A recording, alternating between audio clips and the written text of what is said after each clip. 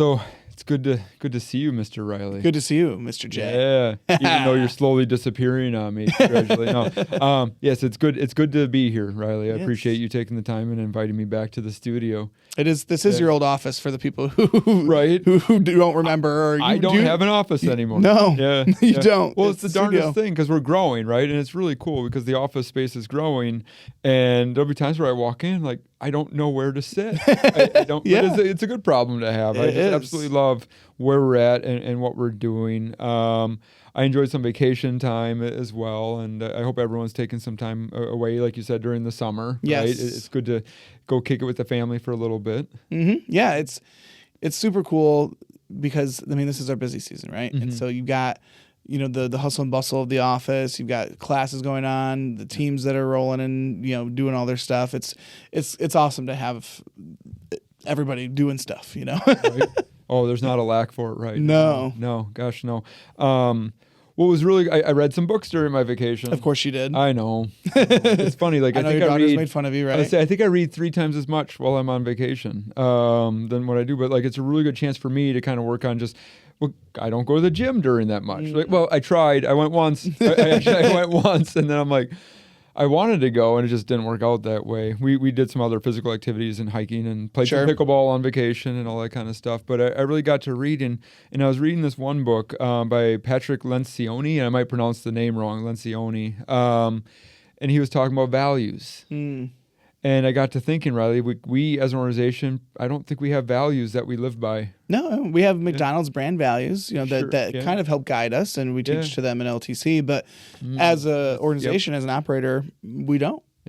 Yeah, McDonald's does have their values, and they base it off of 5 different categories. But I don't think that's something that we've ever really talked about. We've talked about our vision. We've talked about wildly important goals. We've talked about hiring A players and what that looks like. But we haven't really dived into, like what these values are. So I've decided, as an organization that we're going to really focus on the 3 values of humble, hungry, and smart. Ooh, I know, right? And I didn't come up with these. Like, don't like. I am going to tell you guys when you can steal shamelessly, right? Not like don't go steal like fries or something. I'm just saying like the idea and the concept, right? Like it's already been worked out. And Patrick Lencioni talks all about this in his book. I'm going to tell you, he's got a lot of different books, right, and a lot of good things in there. But it really hit home when he talked about the values of humble, hungry, and smart. Right. And I know we've talked about this a little bit, so we can kind of digest what each one was. But it's the ones that his company lived by. Well, I was wondering where you pulled those from. Yeah. Because initially when you shared them with me, I was like, those are kind of random values. Sure. They seemed not out of place, but they just seemed kind of like, okay, like it seemed creative. It seemed like kind of out there, like not bad, but just okay. Right. I was excited to learn more. Sure. Well, like even in the Army, like the Army has 7 different values, and they base it off of the acronym like leadership. So loyalty, duty, respect, selfless service, honor, integrity, honesty, and what's the P stand for? Personal courage. Right. And I remember those and I mean, that was eons ago. Right. So when you have good values and they mean something, right? Like I really truly think that like you can live to your values. So I mean, in your opinion, like why have values? Why even start there? Why have values? Yeah. Well, values are something that help us make decisions every day. They help us kind of like the North Star, kind of, so to speak. Like values are a way to make sure you're going in the right direction and to kind of tie you back to the heart and soul of what you're doing, right? Yeah. And so I think values are a good way to make sure that the decisions you're making and the actions you're taking, even in the thick of it, you can point back and be like, I was being hungry during that. When I made that decision, I was being hungry. Or, man, this, McDonald's values are serve, family, community, integrity, and inclusion. Yep. So, like, when I'm serving a guest or if I'm busy and I decide not to serve a guest, well, I'm going against that value. Yeah. So if one of the leadership team members see that, we can kind of coach to that, and it's a great coaching tool too. Yep. Knowing your values. And I mean, I know we have show notes for the team that can see us. We do have show notes that we typically go over, but I know I didn't necessarily ask you that question before, but that's exactly what I was thinking is that it's that North Star of decision making, right? Can we go back to our values as a company and make sure that we're making the right decisions, right? Are we being humble enough to know where we are? Are we being humble enough to know that we might not be the greatest, so who are we going to talk to that is? Are we humble enough to say, hey, I didn't make these values, Riley, but they make sense. Yeah.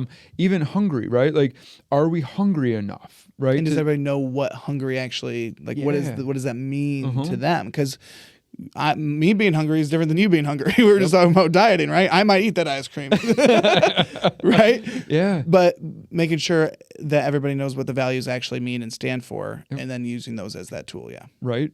And then the decisions we make have to be smart around our people too, right? Like, and we'll talk a little bit more, but like, it's not about the IQ, it's about the EQ, right? Like, I don't need you to have an IQ test of 400 or whatever on your SATs, of like $2,000 or thousands or whatever. Like, we don't need necessarily the people who have these high IQs, but you do have to have some EQ around what we do. And organizationally, how do we focus and make sure that we're making the right decisions for our people? If we're truly going to live this servant leadership style that I think we should as leaders of this organization, as GMs, managers, crew, it doesn't matter. Like, if you're going to serve people, you got to be smart around people. Right. So I'm super excited to introduce our values. Yeah, no, I like I said, I think it's a great way to help us make decisions, and not just for the organization, like top leadership, but to your point, all the way down to the crew.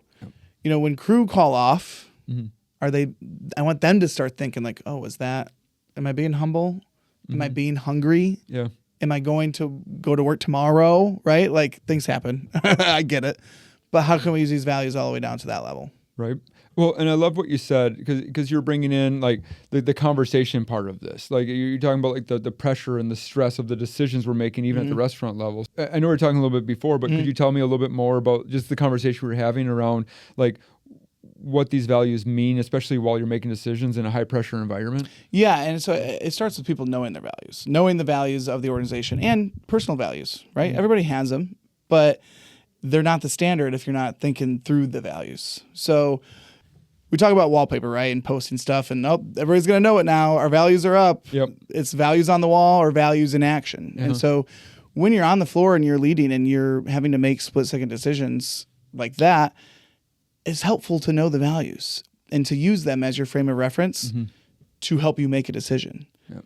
And I think a lot of times in the quick service industry, you know, our shift leaders sometimes are in that position. We've talked about it many times where they can't even make a decision because they're buried in putting food in a bag. So that's a different story. But once you can remove yourself from that, look at the big picture. Okay, what decision can I make that's going to live to the values? What decision can I live with and stay humble about? You know, and if I do make the wrong decision, I'm going to remain humble. What is a value, or what is a decision that I can make that's going to show that I'm hungry for results? If I decide, you know, to send somebody on break at peak, that might not be very might not be very hungry of me because I'm sending somebody on break when I'm about to get busy, right? Yeah. And then smart. Am I doing the right things for the right people? When you're looking at, you know, getting busier and busier and busier, are you hyping your team up, or are you just saying, oh, let's get through this? Because I think that's where it's a lot of like using your values to help lead your people. Yeah. Yeah. It's not a poster. And we get so hung up. Like you'll see the posters on the walls, right? Like, hang in there, you've got this, whatever the values, the mission. Even in the book, they talk about how, you know, his company, they don't actually put their values up on the walls at all. Like, but you can go to any employee and they know the values. And I think as we're introducing this, we've done a really good job of our vision statement around empowering and developing our team to deliver world-class service on both sides of the counter. A lot of our team can recite our vision, and they're really starting to understand and live those visions. Yes. And I think as we introduce values, it's the same concept. Like, I don't need this on a poster. I need us to live it. Live it. Because between humble, hungry, and smart, as we learn more about this as an organization, because let's face it, it's still new to the organization, but I think as we introduce this, we can really start to live it. And that's going to be the difference. And you also don't need to be excelling in every category of these values, right? Like you personally, and we're going to use these for our performance reviews, right? Kind of starting back up again for our leadership team, but you don't necessarily have all of these great depths of knowledge within every category of these three. Really, if you can have two of them, like if you're really solid in two of these categories, you can really learn that third. Right. Sure. Because I'll tell you, like, I was always pretty humble. Like, growing up in McDonald's, growing up the way I grew up, I was always pretty humble. And you talked about this. Humble isn't necessarily thinking less of yourself, right? It's more about the team, right? Giving credit where due, taking the we's and getting rid of the they's, taking care of the, hey, I can do better, not they can do better, right? Like, it's just that whole dynamic. And taking accountability. It's a combination of, like, remaining true to yourself and like taking accountability for your personal stuff. But then you just said it, right? It's also, as a leader anyway, when it comes to being humble, giving them the credit and helping them be better and succeeding. Yep, exactly. And I know just from a couple things that we've talked about is like staying grounded when you're winning, right? Giving credit to the team versus taking it as a leader, owning your mistakes quickly instead of trying to explain them away, right? Like it's that whole excuse thing. Right? Yep. Like they. Then you're not a leader and you're not living the through one the like nails on a chalkboard is they won't listen. Oh my gosh! Like every time I hear this, like just I'm telling you, nails. Like I don't know if you guys like not a dry erase board anymore, but nails on a chalkboard from when I grew up. But it just irks me because they won't listen. Give them somebody to listen to. Like, give them somebody to listen to then. Like, it's not you, it's somebody else. Yeah, be more humble. Yes. You have to be a better leader then. You have to figure yourself out. You have to figure it out, right? Like, stop blaming others and making excuses for results that you're not getting because, once again, as a leader of this organization, as restaurant level, shift level, or even on a shift, like, you can have and empower your people. You can develop your people to be successful. But when things go wrong, right, like, figure out how to fix it, not how to blame. I saw this, Riley. I saw, like, I don't know wherever I was going to use it, but I saw this thing. Like, it talked about these 2 glasses of water, right? Do I look at my glass of water to make sure that you didn't get more than me? Or do I look at my glass of water and say, okay, hey, Riley, did you get enough? Right? Okay. And I think from a humbleness, that to me, that kind of humbles that conversation, right? Because my glass of water, it doesn't matter how much is in mine. I want to make sure that you also have enough. That's fair. But I have to pour into mine in order to make sure that you do. So I think from a humble standpoint, it really just is, right? We want to talk about, we as a team, we want to talk and share success. We want to take the blame for our team when we can, and we want to stop making excuses for them. Yeah, and I think as a leader, your impact, like you just said it, right? Like a leader in the servant leadership that we've been talking about, their first question is, are you good? Now, do you have to previously have poured into yourself before and taken care of your leadership? Yes, but that's what those leaders do. Yeah, I think throughout my career, I've done a really nice job of being humble. I also think that I've done a really nice job of being hungry, maybe for various reasons over my career, but I've always wanted to be excellent. And I think if we're going to encapsulate hungry, right, it's self-motivated and it's the pursuit of excellence. It's going after that thing even though it's hard. It's that drive. It's the willpower to kind of just push through the failures or the learnings or the opportunities that we have to show that we're hungry. Yep. Well, and you said it before, right? Like, are we looking to get through the shift or are we looking to improve the shift? Absolutely. And I hear it a lot in the restaurants where people are like, hey, let's go, guys. Like, we can get through it. And like, let's get through the shift. Let's get through the peak. And while their intention is probably to motivate the team and, get them riled up, I think at the same time, it's okay. I'm the leader here. People are looking to me to fix the issue. Again, if you're having a bad shift, everybody knows you're having a bad shift. Take that time and change something. If not for you and your results, your team. Right. One hungry person can just raise the bar for everybody. Right. It's that self-motivating, prophecy-fulfilling conversation of like, hey, let's do this. Right. Not just get through it. Let's crush this. Do it. Yeah. Let's figure it out. Let's take this and accomplish it and do better. Right. Like, I don't know. It's just that hunger and that drive for excellence. And I think, just my personal opinion, I think sometimes hunger is maybe the hardest one to coach. But I think it's there in everybody. We just got to find out what we're hungry for. When I was just going to say, I think when people hear the value hungry, I think they might even like close up a little bit. Some Okay. people, right? Sure, Like that's fair. Like, oh, hungry. Like that's like an aggressive value. I don't know. It just seems, aggressive. But that's exactly what it is. It is. Okay. Like, All right. I like it. okay, for example. Yeah, I mean, humble and smart some versus other, hungry. Yeah, right. Exactly. You get what I'm saying. Yep. But yeah, you think of some values of like courageous or respectful, right? Like those are your like quaint values. But we're hungry, and it's so true. Yeah. But I think the what I'm trying to make here, the point I'm trying to make is, it's not like we're bears and we're hungry and we're through the forest just attacking, right? Like it's not that That's hungry. Great. Yeah. It's hungry in the sense of we're not gonna settle for mediocre or less than this. Like we're gonna keep going and crush the goals and do this because we want to, and we know we can.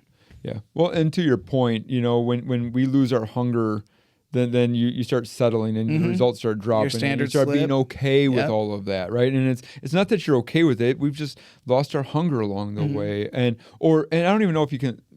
Because I'll tell you, like I don't think I lost my hunger, but my hunger was placed into the wrong categories, right, for a little bit, right? Like I think over the last 6 months, I've been able to focus on maybe being humble and smart, and like I said, I think you can have all three quality or values. I think you can be really good at 2 out of 3, but just me personally as a leader, I think I was really focused on humble and smart, rather than just kind of reiterating that hunger and that passion for what we're trying to accomplish. Yeah. And once I've introduced these values and I said, hey, we want to be really hungry around the results that we're focused on, you should see just the dynamic shift in all of our results. Like we're already seeing this over the last couple of weeks that we said, okay, guys, like we're going to get back to being hungry. We're going to get back to winning. We're going to get back to being number one. I like how you say, let's eat. Let's eat. I see that in the chat. Yeah. Like, let's eat. Like, right? Like it is, I think that's the other part about values though. It is that like hoorah thing. Like let's go, you know?